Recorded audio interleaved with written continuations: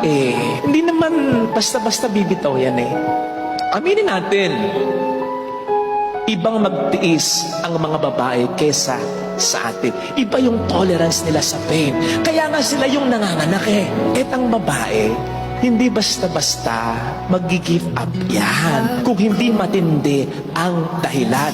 Again, ang babae, lalong-lalo na yung matinong babae, matinong asawa, matinong ina, hindi basta-basta mag-give up yan.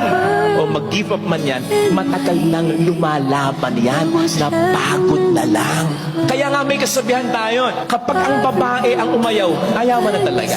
Hindi ibig sabihin ayaw na niya, kundi dahil wala na siyang ibibigay pa kasi inubos mo na. Ang pagmamahal mapagpasensya. So pag inubos mo yung pasensya, inubos mo na rin yung pagmamahal niya. Ando ng karupukan, hindi mawawala. Hindi magiging perfect. Lagi ang pag-asama. Kasi hindi ka perfect. Paulit-ulit mong pagmukhaing tanga. Hindi mo binibigyan talaga ng halaga. Ikaw na nga ang nagkamali. Ang aamo sa'yo, siya pa.